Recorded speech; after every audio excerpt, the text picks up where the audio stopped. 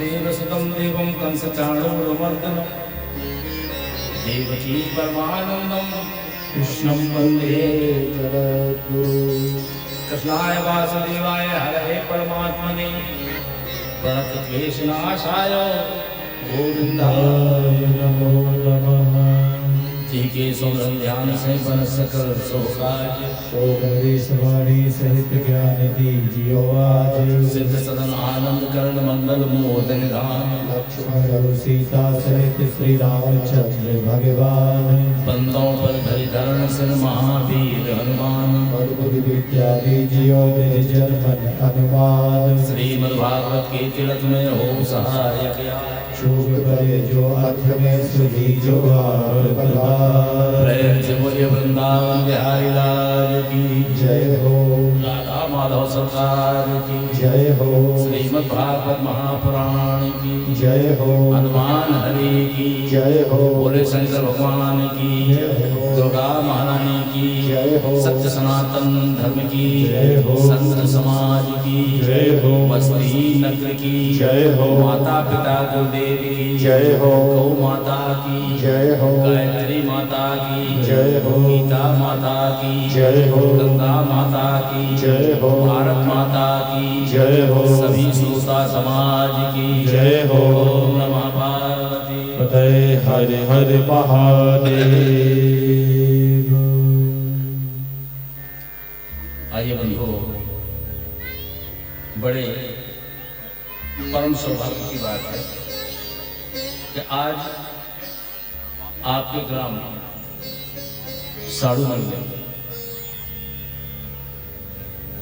श्री नवप्रभात मानस समिति के तत्वाधान में आयोजित समस्त ग्रामवासी साड़ूमल की ओर से जो यहाँ संगीत में श्रीमद् भागवत महापुराण की कथा का आयोजन किया गया है, जिसके मुख्य यजमान के रूप में परम श्री कन्हैया जी गोस्वामी राजू महाराज जो सपत्नी यहाँ बैठे हुए हैं प्रधान यजमान के रूप में, और आपके समक्ष कथा रखने का सौभाग्य मुझे प्राप्त हुआ है। आप सब लोगों के दर्शनों का लाभ मैं ले रहा हूँ और आप सब लोगों के दर्शन करके मैं भी कृतार्थ हो रहा हूँ, क्योंकि सी राम में सब जग जानी वो करम प्रणाम जो जुग पानी। समस्त कथा में पधारे हुए बंधु, बुद्धिजीवी श्रोता बंधु, कथा पांडव में पधारी हुई समस्त करुणामयी वात्सल्यमयी सम्माननीय पूजनीय आदि शक्ति देवी स्वरूपा माता एवं बहने, छोटे छोटे बच्चे, नौजवान भाई साथी, सभी सहयोगी जिनका भी इस कथा के माध्यम से जितना सहयोग है, सभी को हृदय से साधुवाद देते हुए आज की पावन कथा ठाकुर जी महाराज के चरणों में सब प्रेम भेंट कर रहा हूँ। जिनकी कथा में रख रहा हूँ उनकी कथा रखने की मेरी कोई सामर्थ्य नहीं है, लेकिन जो कुछ भी टूटा फूटा भाव से बन रहा है या जो आदि शक्ति मैया का दिया हुआ प्रसाद है, उसी प्रसाद को उन्हीं के पावन चरणों में भेंट कर रहा हूँ। आप सभी कथा बड़ी शांति से श्रवण कर रहे हैं, यही मेरा बड़ा सौभाग्य है। तो आइए, जब हम कथा सुनते हो सुनाते हैं, जिस तरह का है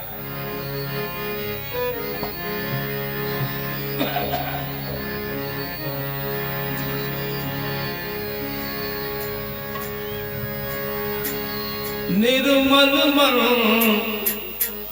जन सो मोहि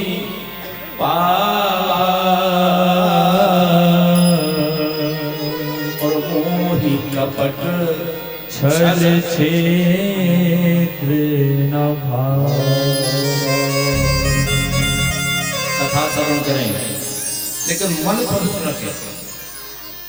हमारे अंदर जो भी अवयव हैं, काम क्रोध लोभ मोह छल दम्भ पाखंड झूठ अन्याय अहंकार, इन सब का त्याग करके इनको सबको खूंटी पर टांग करके भगवान के चरणों में बड़े श्रद्धालु नतमस्तक होकर नम्रता पूर्वक भगवान की कथा श्रवण करें, तभी कथा का लाभ हमें प्राप्त होता है।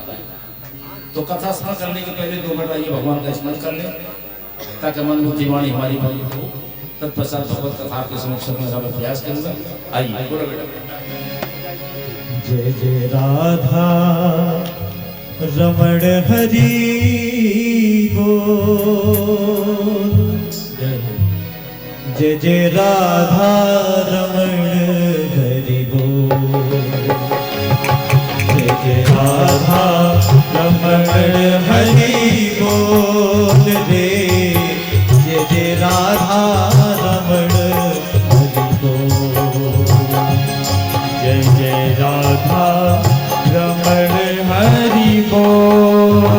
जय जय राधा रमण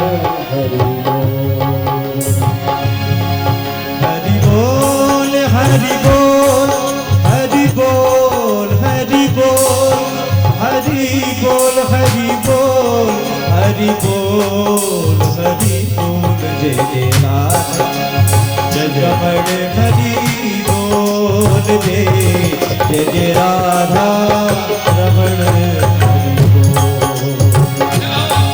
जय राधा रमण हरि बोल जय जय राधा रमण हरि बोल जय जय राधा रमण हरि बोल जय जय राधा रमण हरि बोल जय जय राधा रमण हरि बोल जय जय राधा रमण हरि बोल जय जय राधा रमण हरि बोल रे जय जय राधा रमण हरि बोल जय जय राधा रमण हरि बोल रे जय जय राधा रमण हरि बोल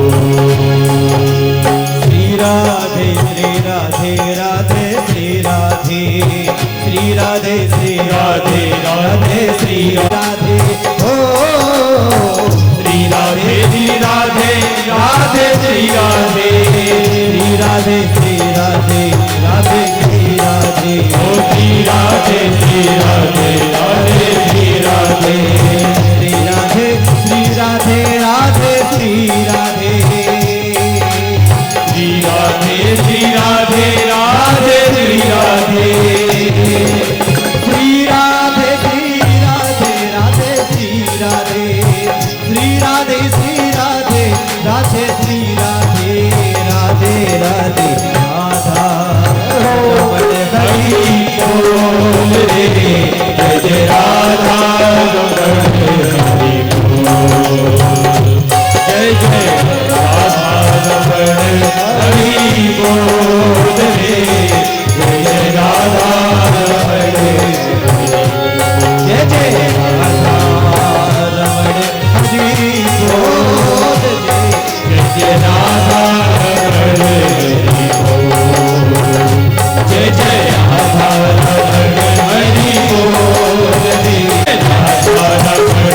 हरि बोल जय जय राधा रमण हरि बोल जय जय राधा रमण हरि बोल जय जय राधा रमण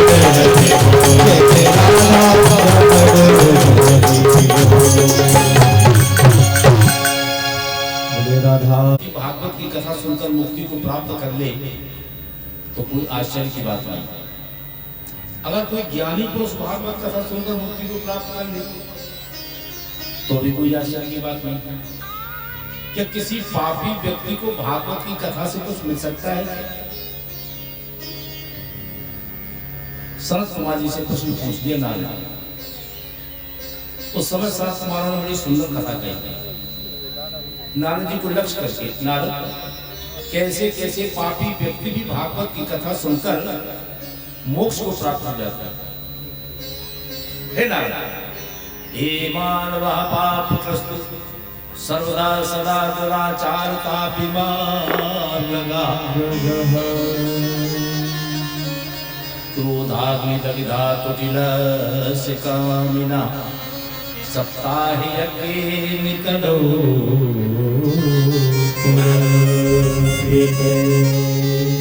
नारद, जिस मनुष्य ने कभी जीवन पर्यंत अच्छा कर्म नहीं किया, दुराचार परायण जिसकी मनोवृत्तियां नहीं हुई, क्रोध रूपी अग्नि में जलता रहा, जो वर्ण संकर पद्धति से पैदा हुआ हो, माता किसी बिरादरी की, पिता किसी बिरादरी की, जो माता पिता का सम्मान नहीं करता, जो पाप कर्म करते करते मर जाए, मरने के बाद भूत प्रेत पिशाच हो जाए और उसके नाम से भी हम कथा करावें तो उसके भी जीवन में परिवर्तन आता है। नारद जी बोले बोले वह क्या बात हमें समझ में नहीं आई। आज लक्ष्य करके नारद जी को बड़ी सुंदर कथा सुना रहे हैं सनत सनंदन सनातन सनत कुमार। क्यों? हे नारद, नाम कथा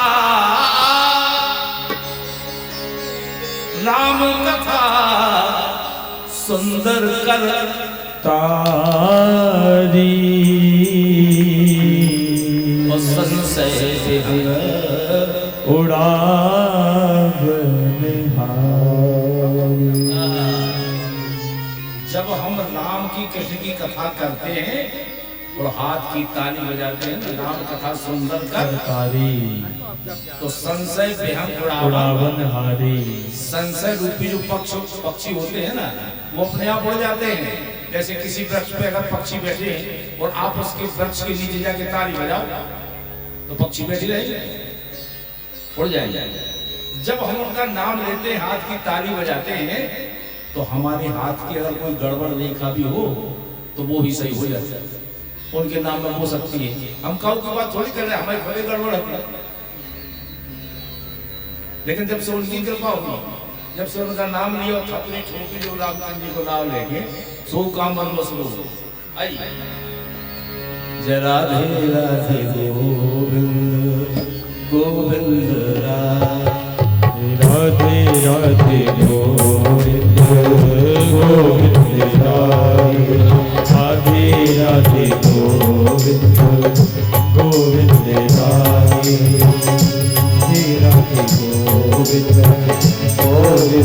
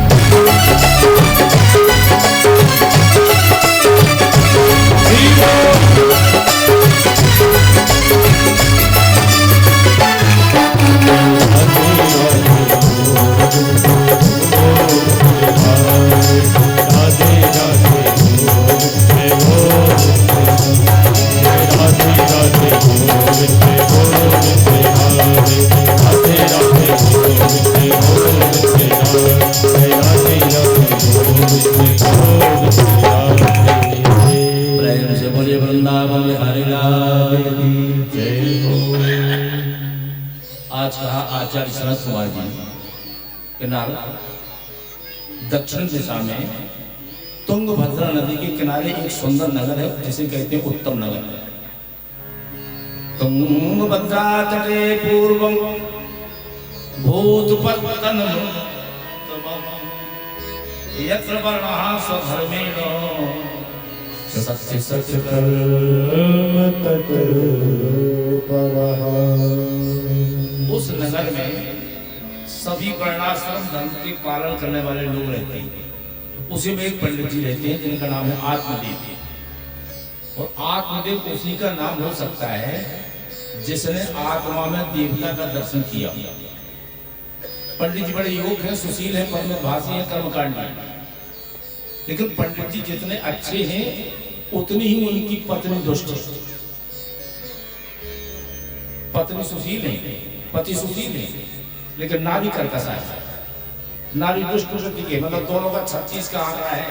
कहो रही कैसे वीर को संग। आत्मदेव ब्राह्मण जहां जाते हैं तो जय जयकार होता है। उनकी पत्नी का नाम है धुंधली। अगर धुंधली कहीं से पहुंच जाए तो जय जयकार की बजाय हाहाकार होने लगता है।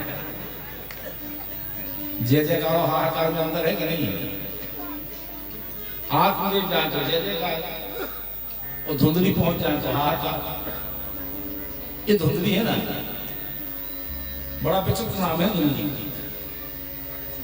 और ये विचित्रता है धुंधली में। पति तो बेचारे सीधे साथ पूजा पाठ करा तो जानते नहीं, जजमानों की पूजा करने जाते हैं। और पत्नी का स्वभाव बहुत खतरनाक। पत्नी कभी इसी मनोरंजन, कभी इससे लड़ाई, कभी उससे झगड़ा, कभी उससे झगड़ा। और पति के बेचारे जब संध्या को आते हैं जजमानों के यहाँ से कथा मथा बाज के, तो पत्नी थाली में आरती को थाल लेके ऐसे खड़ी हो जाती है आरती उतारने के लाने, कि जैसे अनसुईया की बात नहीं को नंबर होगा। अनसुईया की बात, यही तो बदमाशी की बात, बनावट की बात होगी। भाई धुंधली का स्वभाव तो वैसा है नहीं, लेकिन पंडित जी आए तो पंडित जी के हृदय में हमारे प्रति सम्मान बना है, इसलिए आरती लेके खड़ी हो जाती। लेकिन ये बनावटीपन संसार के लोगों को तो अच्छा लगता है, लेकिन मेरे गोविंद को अच्छा नहीं लगता। मेरा गोविंद कहता है बनावटीपन बिल्कुल मत दिखाओ, जैसे हो वैसे ही आओ। निर्मल मन जन सो मोहि भाव, निर्मल मन जन सो मोहि भाव, निर्मल मन जन सो मोहि भाव। और मोहे कपट छल छिद्र भाव, मोहि कपट छल छिद्र भाव, मोहि कपट छल छिद्र भाव। निर्मल मन जन सो मोहि बाबा, मोहि कपट छल छिद्र न भावा। निर्मल मन जन सो मोहि बाबा, मोहि कपट छल छिद्र न भावा। निर्मल मन जन सो मोहि बाबा, मोहि कपट छल छिद्र न भावा, मोहि कपट छल छिद्र न भावा। परमात्मा तो ये कहते हैं कि बेटा बनावटीपन बिल्कुल मत दिखाओ, जैसे हो वैसे आओ। ऐसा नहीं कि मन में हो कछू और ऊपर हो कछू, ऊपर से करे वहां सीधा हम पहुंच जाए और भीतर सोच रही हूँ हमारे मोहल्ला में जो कोता पड़ा रहा है। मन में कछू हो, मुंह से कछू कह रहे हो, ये परमात्मा को बिल्कुल अच्छा नहीं लगता।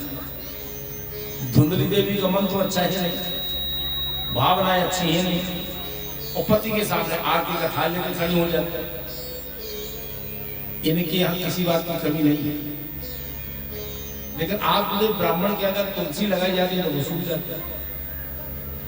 गाय मैंने पाली 6 साल हो गए, बच्चा बच्ची का पशु। पंडित जी एक चीज सोच रहे हैं कि 6 साल हो गए बच्चा बच्ची को छुआ नहीं है, भगवान क्या कर।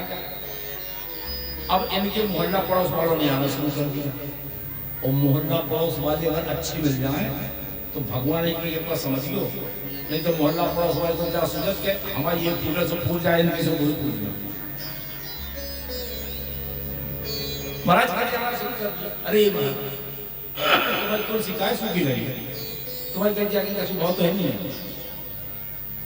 आदमी तो बोले बोले क्या बता भैया, सेवा तो रोज करते हैं, लेकिन जाने क्यों? अच्छा तुम्हारे तो लड़का नहीं है, एक तुम्हारे तो संतान नहीं है, इसीलिए तुम्हारा देवता तुम्हारा जल भी ग्रहण नहीं करते होंगे, पिता तुम्हारे प्रसन्न नहीं है।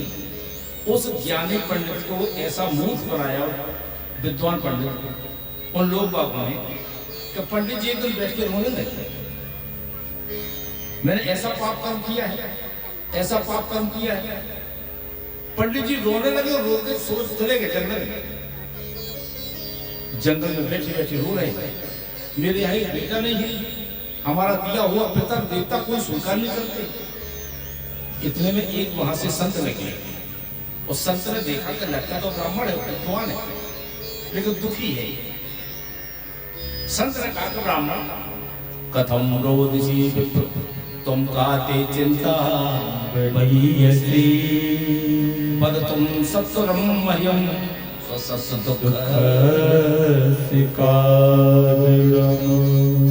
अरे पंडित जी, आप लगते तो कर्मकांड के बड़े प्रवीण हो, क्या कारण है मुझे बताइए, मुझे बताइए।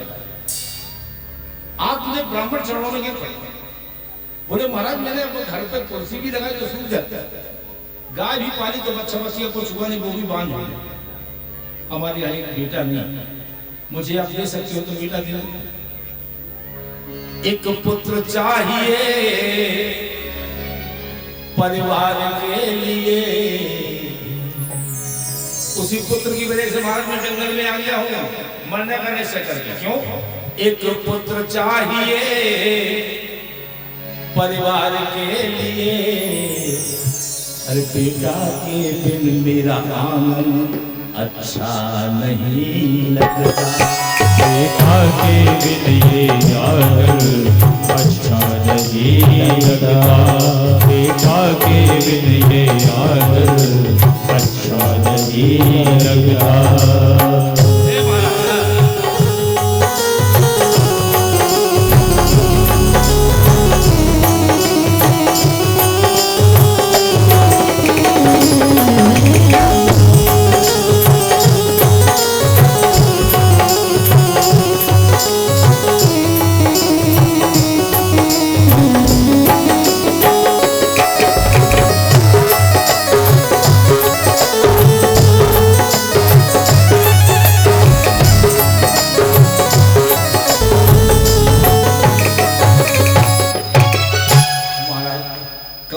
एक बेटा तो घर में होना चाहिए।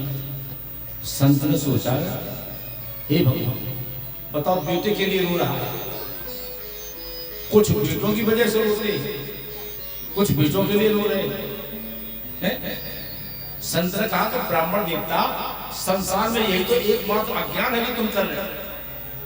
मुंजा ज्ञानम प्रजारूपम बलिष्ठा कर्मणो गति विवेकम तु समास्यात्यो त्यज संसार वाशिन।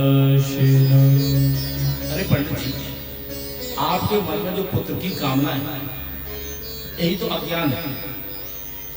क्या करोगे बेटा लेकर? संसार में बेटा एक तरह के थोड़ी होती है, एक होता है सपूत, एक होता है पूत, एक होता है कपूत। क्या करोगे बेटा लेके?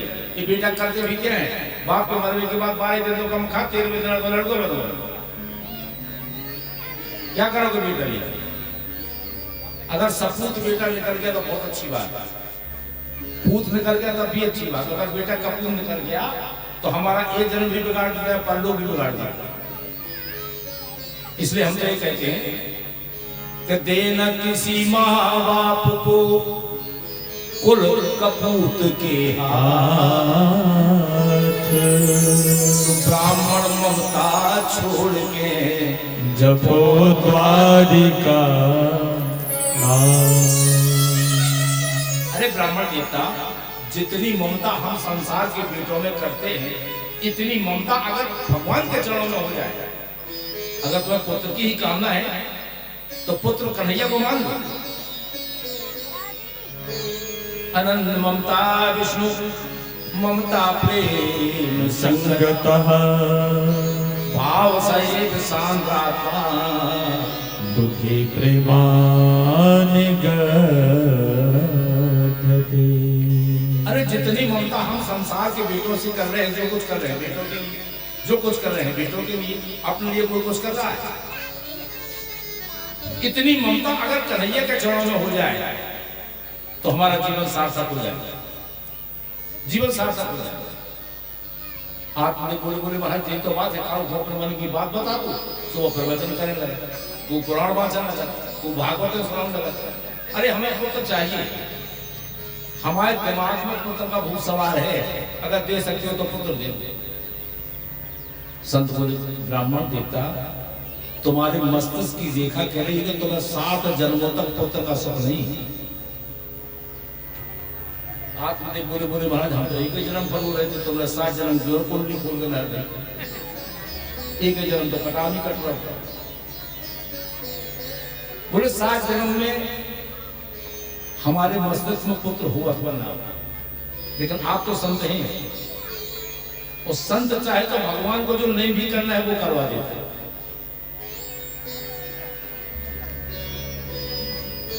संत की बात अलग होती है, भगवान को जो नहीं करना वो संत करवा सकता है।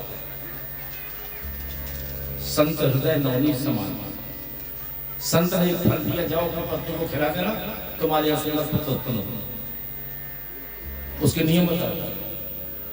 और वो फल लेकर जैसे आत्मनि ब्राह्मण घर पर आए तो पत्नी तो दुष्ट थी, वो फल खाने का कहा तैयार, उसने सोचा था फल खाया तो गर्भ ठहर जाएगा, और गर्भ में बड़ी प्रसव की पीड़ा होती है, लालन पालन में बड़ा कष्ट होता है, ये तो सब गड़बड़ हो जाएगा। उस पत्नी ने कहा एक अपनी सहेली तो फल खाना हमारे उसकी तो है नहीं, तुम्हारी हम जो संतान है आपके होना है, हमें एक पुत्र दे देना, उसके बदले में हम तुम्हें पुत्र दे देंगे। भाई इसके यहाँ खाने वाला कोई नहीं है, खाने के लिए रखा है, तो इसकी जो सहेली है उसके यहाँ खाने के लिए नहीं है, 7-8 लड़का है, खाने वालों के लिए लगी तो खाने के लिए नहीं, इसके यहाँ खाने के लिए रखा है, इसलिए कोई खाने वाला नहीं। इसने कहा तुम हमारे पति को सीधे साधे हैं, अब तुम्हारा जो तो लगा कहूँ तो हमें दे दियो, हम अपने पति को माता में बहका देंगे। और दोनों में जब बात ठहर गई तो वो फल एक गाय को खिला दिया, गाय को खिला दिया। गाय के आगे कुछ महीनों बाद एक पुत्र पैदा हुआ जिसका नाम है गौपर, जो बिल्कुल मनुष्य के आकार का है, उसके कान केवल गौ के समान। एक समय आने पर धुंधली ने अपनी सहेली से बालक को ले लिया, पति को बातों में बैठा दिया, हमारे हो गया है। और जब पति ले लिया, पति से बोली बोली हो गया हमारा बेटा, आत्मदेव बड़ी प्रसन्न बोलिया रे हमारा बेटा हो गया, हमारा नाम आत्मदेव है, अब हम तो इसका नाम रखेंगे परमात्मा देव। धुंधली बोली बाबा है बड़े सियाने हो, 9 महीना पेट में हमने धरू, परेशानी हमने उठाई, तुम अपने नाम से मिलता जुलता नाम रखोगे? बोली नहीं, हमारा नाम धुंधली है, इसलिए इस बालक का नाम होगा धुंधली। आत्मदेव को एक ब्राह्मण बोले बोले हमें खाने में लेने, नाम केवल कहने को तो होते हैं, जो क्या कर रहे हैं, दरोगा जी कह लो, ठाकुर जी कह लो, लाट साहब कह लो, महाराज कह लो, पंडित जी कह लो, नाम को क्या होता, नाम लेने के तो होते, कुछ भी रख लो। उस बालक का नाम धुंधकारी हो गया। गौकर्णा पंडितो ज्ञानी धुंधकारी महाखरा, क्रियत काले न तो जातो तरुणो कन्या। एक बात ध्यान रखना, जिस घर में इकलौता बेटा हो तो उस घर में माता पिता का उत्तरदायित्व और ज्यादा बढ़ जाए, क्योंकि एक बेटे के बिगड़ने के अवसर ज्यादा होता है। अच्छी शिक्षा देना चाहिए।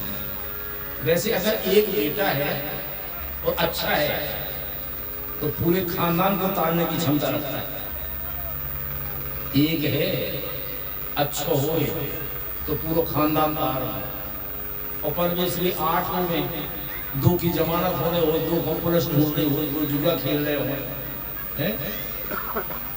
तो क्या मतलब? अगर अच्छा है तो एक अच्छा है। क्यों?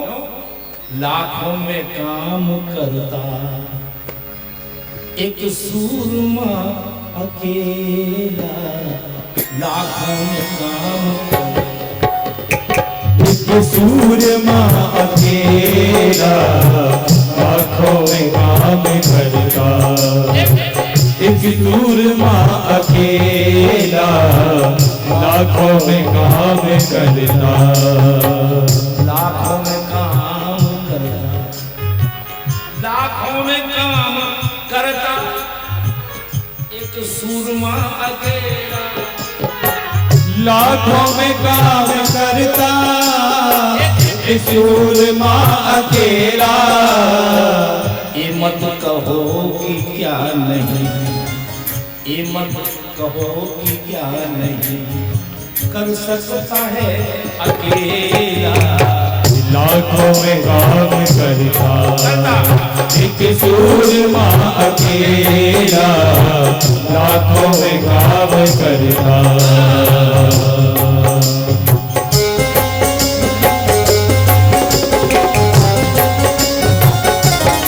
जय हो।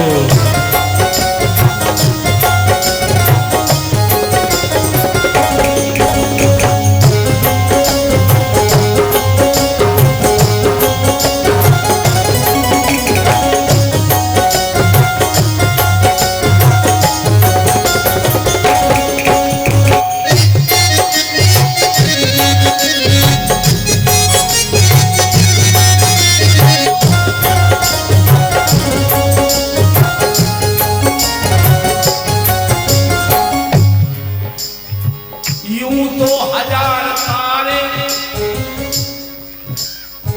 आकाश में चमकते, यूं तो हजार तारे आकाश में चमकते, यूं तो हजार तारे आकाश में चमकते,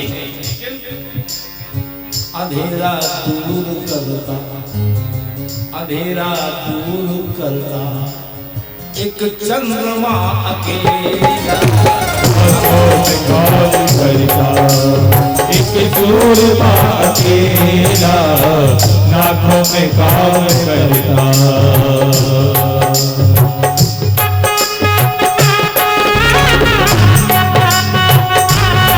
हरि बोल।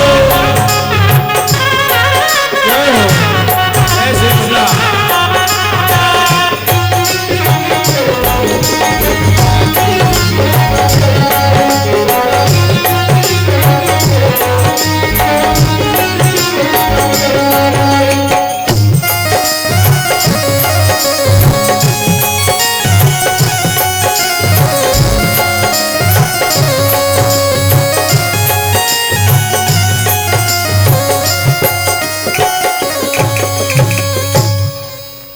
बालक जिस घर में हो, लाड़ प्यार में उसके बिगड़ने की आसार ज्यादा बनते हैं, इसलिए माता पिता को बड़ी सावधानी रखना चाहिए। और यही आत्मदेव जी से बड़ी भूल होगी, उस बच्चे को सुंदर शिक्षा नहीं दे पाए, हाँ सत्य नहीं बता पाए ना, लाड़ प्यार की वजह से उसका बिगड़ना शुरू हो गया, धीरे धीरे कैसे चुराने लगा। माता अगर डांटती है तो माता चाबी छुड़ा ले जाते हैं, बक्सा को तारों खोल के ले जाते हैं। परिणाम ये हुआ कि घर में जितना सोना चांदी था सब जुए में हार गया। जब जुए में हार गया तो पीना शुरू कर दिया, और पीना शुरू कर दिया उसका बिगड़ना शुरू हो गया। रात को 2-2 बजे मस्तक पर काली पट्टी बांधकर आता है। आत्मदेव ब्राह्मण से एक दिन सहन नहीं हुआ। एक दिन पंडित जी बोले क्यों नहीं, तूने मेरे सुंदर घर को नरक बना दिया। बोला कैसे पिताजी? अरे बोले जगह जगह मांस के टुकड़े पड़े हैं, जगह जगह शराब की बोतलें पड़ी हैं, ये तूने स्वर्ग जैसे घर को नरक का अड्डा बना दिया और क्या नहीं। बोले तुम्हारी बुद्धि सटिया नहीं है, तुम शांत बैठो चुपचाप बैठो, मैं जो कर रहा हूँ ठीक कर रहा था। उस समय इतना कष्ट हुआ आत्मदेव ब्राह्मण को, नहीं भगवान इस बालक से तुम्हें बिनी बालक क्या अच्छा, ऐसे लड़का से तो लाते भी हो तो बढ़िया। रात में बैठे बैठे सोच रहे थे, वही जो गौकर्ण है गाय का पुत्र है, वो भी आत्मदेव को पिताजी ही कहते हैं। वो आया, उसने कहा अरे पिताजी आप आजकल किसी से बोलते नहीं हो, बात नहीं करते, क्या बात है, इतने दुखी क्यों रहते हैं, मुझे बताओ। आत्मदेव ने कहा बेटा हम क्या बताओ, इस घर में रहे तो रहे कैसे? इस लड़के ने घर को नरक बना दिया। हम घर में रह नहीं पा रहे तो बाहर जा नहीं पा रहे। इतनी विरक्ति नहीं है कि घर छोड़ के चले जाए। तुम ही बताओ बेटा, तुम ही मेरा मार्ग पसंद करो, आखिर मैं करूं तो करूं क्या? उस समय गौकर्ण जी ने बड़ा सुंदर उपदेश दिया है, श्रीमद् भागवत बड़ा सुंदर उपदेश दिया। गौकर्ण ने कहा, कहीं पिताजी, सबसे पहले तो हमें अपने शरीर के प्रति जो अभिमान है, इस अभिमान को त्याग देना चाहिए। देहे अस्तिमा सरुदे विमतिं त्यजितुम जाया सता सदा ममता विमुञ्च पश्यसं जगदं क्षण भक्तिनिष्ठं वैराग राग रस को भक्ति निष्ठा।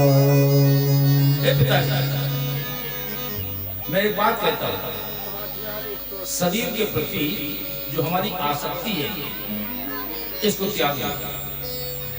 शरीर तो शरीर है, शरीर को चाहे पंडित जी बोलो, चाहे विद्वान बोलो, चाहे चपरासी बोलो, और इस शरीर की गति क्या होती? जला दोगे तो लाख हो जाएगा, गाड़ दोगे तो कीड़े पड़ जाएंगे, फेंक दोगे तो चीड़ के कोई खा जाएगा। और इस शरीर का होता क्या है? इस शरीर का क्या होता है? आप विचार करो, ये हमारा शरीर है, तो फिर हमारी बात क्यों नहीं मानता? हमारी आंखों में मोतियां बंद हो जाती, आंखों से दिखात नहीं आता। तो शरीर अगर हमारा है, आंखें हमारी हैं, तो हमारी बात क्यों नहीं मानता? कान हमारे पहले हो जाते, हम कुछ तो नहीं कर पाते। हाथ पैर चलना बंद कर देते, हम कुछ तो नहीं कर पाते। अगर शरीर हमारा है, संसार के माता पिता अगर हमारे हैं, तो मरने के बाद क्यों नहीं पूछते कि बेटा तेरे नहीं कर पाई कि नहीं? अगर बेटे बेटे हमारे हैं, तो आने के पहले क्यों नहीं कहती कि पिताजी हमारे हैं? कौन है संसार? अगर आप कभी अपने आप में एकांत में बैठकर प्रश्न करो, अपने आप में कहे भगवान ये शरीर मेरा है, तो आखिर शरीर में हम क्या है? इस शरीर में से ऐसी कौन सी चीज निकल जाती है जिससे लोग बात कहते हैं जल्दी करो जल्दी करो? पूरा शरीर यहीं पड़ा रहता है, क्या निकल जाता है?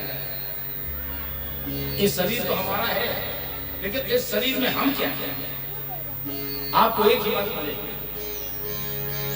कि चल रे हंसा अमर लोक को, यहाँ नहीं कोई तेरा है। अरे जग वालों का होगा अंधेरा, अपना होगा सवेरा। अंधेरा अपना हुआ सवेरा, जग वालों का हुआ अंधेरा, अपना हुआ सवेरा है। चल रे हंसा अमर लोक को हो,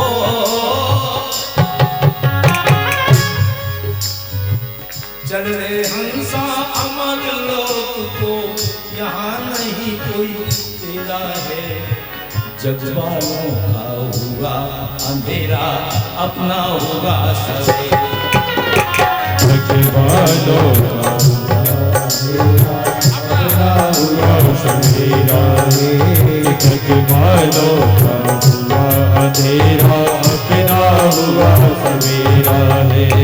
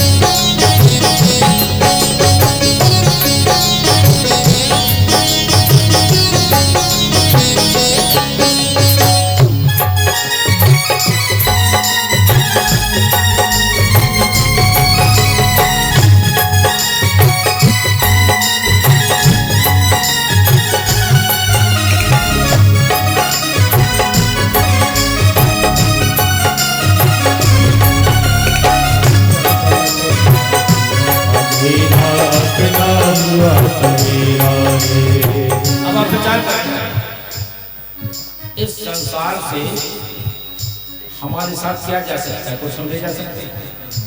गाड़ी घोड़ा बंगला मकान जमीन दूगा कुछ ले जा सकते? कुछ जाएगा हमारे साथ? अगर जाएगा तो क्या ले जा सकते हैं? विचार करो आप। यहाँ से हम क्या ले जा सकते हैं जो हमारे साथ चला जाए? यही जाएगा।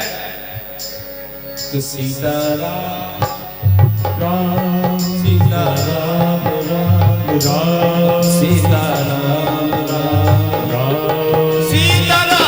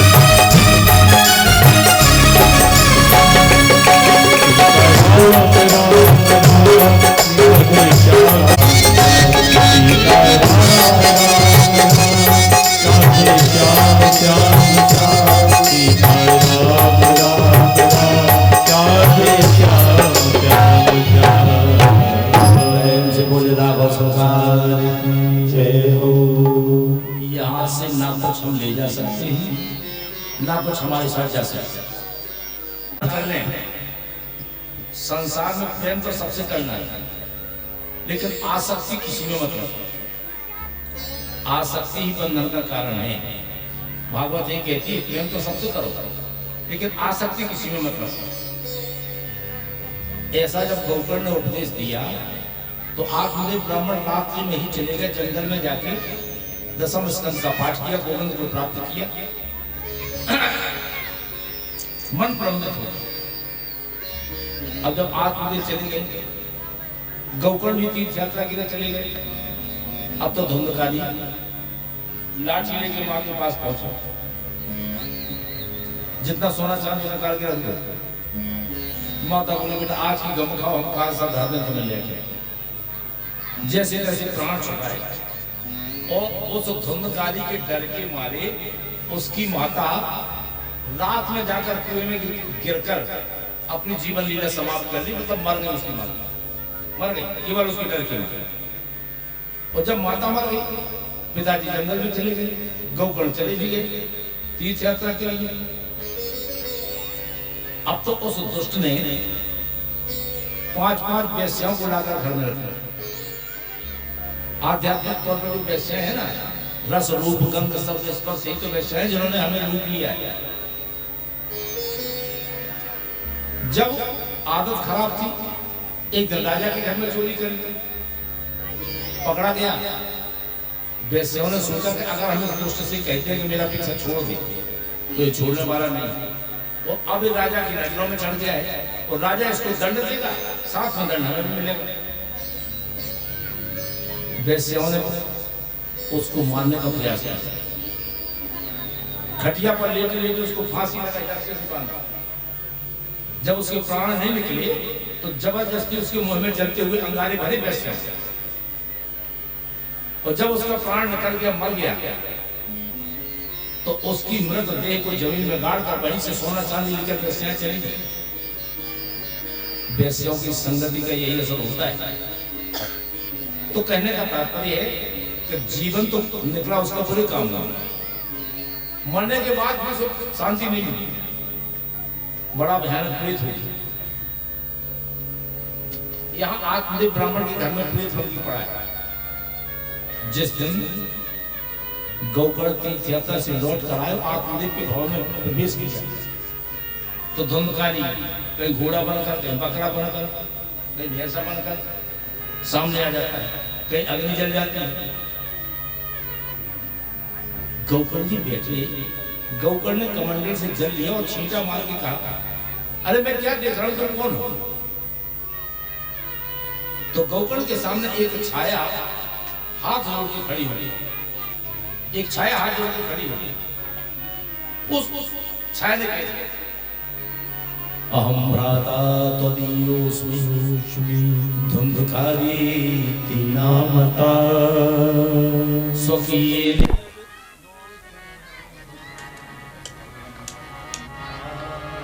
बन के पड़े हो, प्रेत बन के पड़े हो। धुंधुकारी ने कहा, भैया हमारे कर्म इतने खराब हैं, एक दो बार पिंडदान करने से कुछ नहीं होगा, इसलिए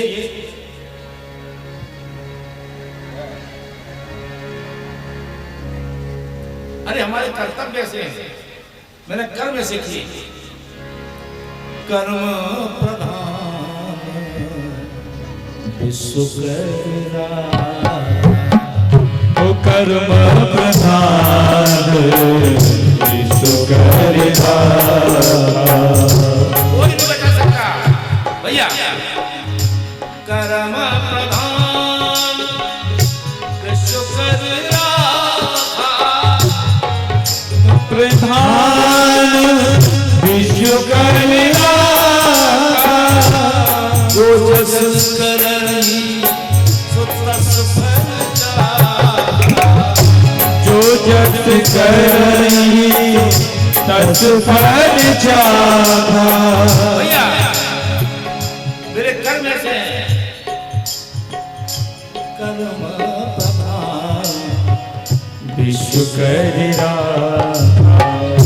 जो जस करई तस फल चाहा। जो जस करई तस फल चाहा।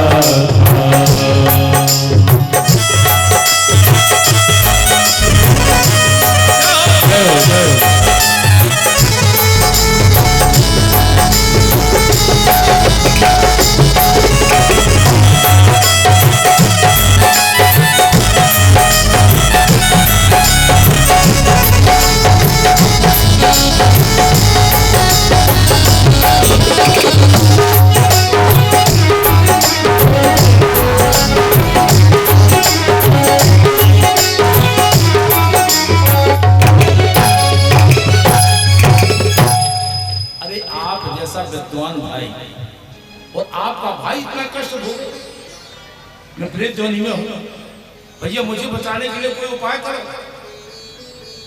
गौकर्ण का भैया तुम डरना नहीं, तुम्हारी मुक्ति का उपाय मैं करूंगा। और जैसे सवेरा होगा सूर्य देवता निकले, गौकर्ण सूर्य देवता के सामने हाथ जोड़कर खड़े हो गए, बोले महाराज मुझे यही बता दो कि एक प्रेत की मुक्ति का उपाय क्या है। सूर्य देवता प्रकट होकर बोले गौकर्ण जिसके लिए तुम अपना जी जान लड़ा रहे हो उसकी मुक्ति का उपाय तो मुझे कुछ समझ में नहीं आ रहा। हाँ लेकिन एक बात अवश्य, इति सूर्य वचना सर्वधर्म रूपं तु विश्रुतम श्रीमद्भागवतां मुक्ति सप्ताहं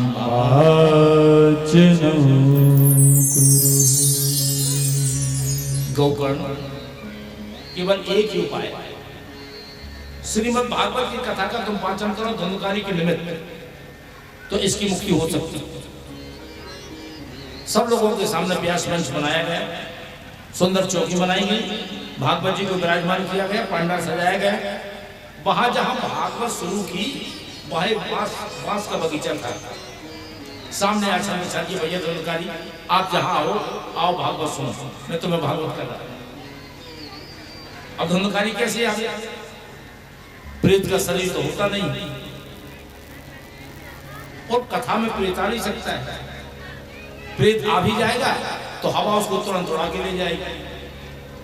व्यास मंच के दाहिनी तरफ एक बांस लगा हुआ, क्योंकि बांस की कोड़ होती है पूली, उस कोढ़ में बैठ करके धुंधकारी ने कथा सुनी और 7 दिन तक धुंधकारी अपने कर्मों की याद करके रोता रहा। 7 दिन तक रोते रोते कथा सुनी।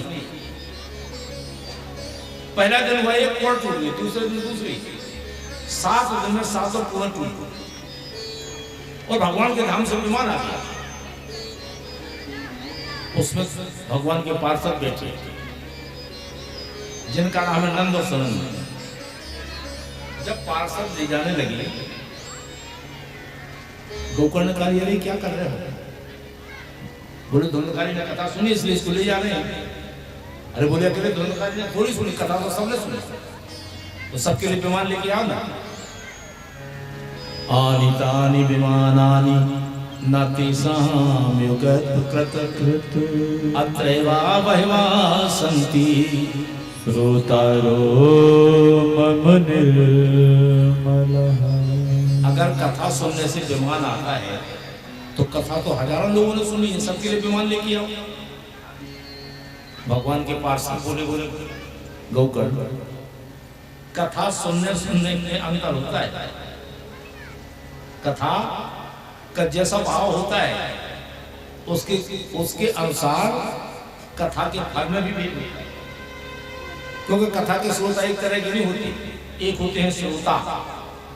श्रेष्ठ तो श्रोते होता है जो एकाग्र मन से कथा श्रवण करेगा। जो हमारा चित्त है चंचल है, भटकता है, उस चित्त को एकाग्र करके इधर उधर भटकना नहीं चाहिए, इधर उधर भटकना नहीं चाहिए। चित्त को एकाग्र करके भागवत की कथा सुनना चाहिए। कथा का एक नियम है, कथा में न खाली हाथ आओ न खाली हाथ जाओ। भगवान को अर्पण करने के लिए कुछ न कुछ लाना चाहिए और बिना प्रसाद लिए हुए जाना भी नहीं चाहिए। न खाली हाथ आना चाहिए न खाली हाथ जाना चाहिए। दूसरे होते हैं सरलता, जैसे सुपारी नहीं कटा कर कर कर कर 3 घंटा कथा होगा और कुछ पता नहीं लगाया होगा, उल्टी सीधी बातें करते हैं। जुगा तासन की पत्तन की दो तरह के होते हैं। तीसरे होते हैं सोता। सोता तो ऐसे होते हैं कि मिल जाए टिकली, फिर तो कथा में इतनी अच्छी नींद आओ कि घरे 2-2 नींद की गोली खानी नहीं और जितनी अच्छी कथा में नहीं छुट्टी में मिल जाए फिर शांति ये नहीं करे उनके साथ जो होते हैं सोता। अब अपने अपने भाव की बात है। जागी रही भावना जैसी प्रभु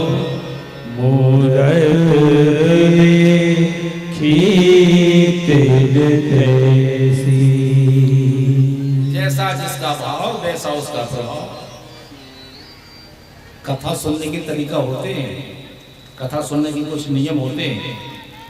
पहला तो यही है कि ना खाली हाथ आओ ना खाली हाथ जाओ। प्रसाद लेके जाना चाहिए, भगवान को अर्पण करने के लिए कुछ ना कुछ लाना चाहिए। अब कछुआ ने ऐसे हो के अपने हिसाब के हो, एक गांव में हम कथा करने गए, कलश यात्रा भाई 500 आदमी, वो कथा जैसे शुरू करी मैदान साहब डीजे तो बज रहे थे 5-6, 3 तो हमारे मुंह में बज रहे थे। इतने डीजे हटे कि होने थी कलश यात्रा और हो गई परवेश डीजे यात्रा। इतने की नहीं बात कर रहे थे कि हम चर्चा नहीं करते गए थे गुरु गांव में, मधु कर रहे थे होने थी कलश यात्रा, हो गई डीजे यात्रा। हमने की ठीक है। और जैसे ही हमने कथा शुरू करी वो मैदान साफ बिल्कुल हरी हरी मेटी दिखा रहे। एक माता जी विराजी थी सामने, माता जी बैठी थी तो हमने माता जी गाँव की ओर तो सब भाग गए, केवल आप एक कथा अच्छी लग रही। बोली महाराज जंगल बोला है सब खूब कर में खूब उन्हें सुनाओ, खूब सुनो, हमें क्या परेशानी है, हमें तो जाने होने की सही है, तो भाग गए। हम तो बड़ा परवा सब बैठे खूब करो कथा, खूब राज उनके घर का सब सुनाओ, हमें कोई बात। तो हमने तुम्हें क्या परेशानी क्या बैठी? बोली हम तो इसे बैठे कि तुम हमारी दरी पे बैठे, हमारी दरी उचल दो हम सब बेहाल जा रहे हैं। पढ़ लो कथा को नहीं बैठे तुम्हारे पापा, हम कथा से कहा ले रहे हैं। अपने अपने भाव की बात है, जिसका जैसा भाव। जागी रही भावना जैसी, जागी रही भावना जैसी, प्रभु मूरत देखी तैसी, जागी रही भावना जैसी।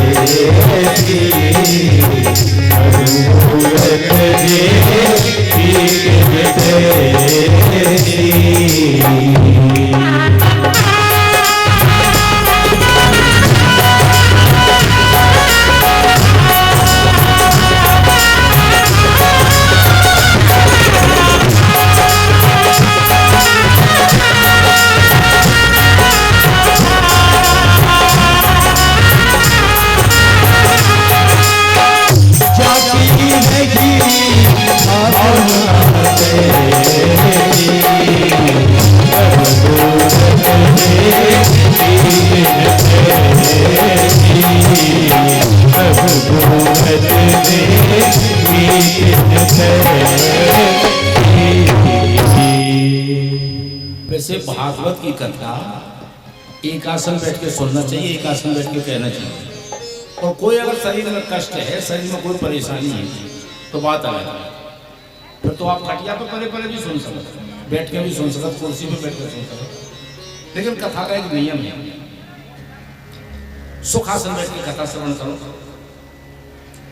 दूसरा नियम है कि भोजन ऐसे करो कि कथा में विघ्न ना हो। चाहे 4 दिन खाओ, चाहे 3 दिन खाओ, चाहे उपास रहो, चाहे खूब फरार खाओ दम से, लेकिन ऐसा नहीं कि कथा की बिना दिक्कत हो, कथा में नहीं आ गया। हाँ, कछु नियम नहीं आ। भोजनम तो ब्रह्मण्ये कथा श्रवण कारकम नोपवासो बड़ा प्रोक्ता। कथा विघ्न करो यदि। कथा सुनने में, कथा कहने में कोई परेशानी ना हो, इस तरह का भोजन करो। और जब कथा हो रही है, कथा सनत कुमार जी कर रहे हैं, कथा में कीर्तन होने लगा, कीर्तन में नृत्य होने लगा। प्रहलाद स्थलधारी तरल गति दया चोद्वा कंसधारी वीणाधारी सुरसरी स्वर कुशलता राग करता जो इंद्रोवादीन मृदंगम जय जय शुक्राकार निते कुमारा त्रागे भवभक्ता सर सरचनिया व्यास पुत्रो बभू। कथा में कीर्तन हुआ, प्रहलाद आके ताली बजाने लगे, उद्धव जी मंजीरा बजाने लगे, इंद्र मृदंग बजाने लगे, सनत कुमार जी जय जयकार की ध्वनि कर रहे हैं। उस समय मेरे भोलेनाथ भूते सो भगवान शिव जी से नहीं रहा गया, तो माता पार्वती को लेकर आकाश करने लगे। सुखदेव जी बीच में व्याख्यान कर रहे हैं। इतना सुंदर स्वर कीर्तन हुआ कि मेरे गोविंद से नहीं रहा गया। गोविंद भी आ गया। उस समय नारद जी ने पूछ लिया, महाराज आप अपना निवास बताओ, आप रहते कहाँ? जैसे हमारा आपका निवास नहीं है, कौन सा गांव, कौन सी तहसील, कौन सा जिला, कौन सा पोस्ट, कौन सा थाना, आप अपना निवास तो बताओ, आप रहते कहाँ? मेरे गोविंद कन्हैया ने कहा कि नारद ना हम बसामि वैकुंठे योगींद्रम हृदयेन च मम भक्ता यत्र गायन्ति तत्र तिष्ठामि नारद। न मैं योगियों के हृदय में रहता हूँ, न वैकुंठ में रहता हूँ। मेरा भक्त जहाँ मेरा कीर्तन करता है, मैं भक्त के कीर्तन में ही निवास करता हूँ। बोले राघव सरकार की जय हो, कन्हैया लाल की जय हो। मैं वही निवास करता हूँ जहाँ मेरा भक्त मेरा कीर्तन करता है।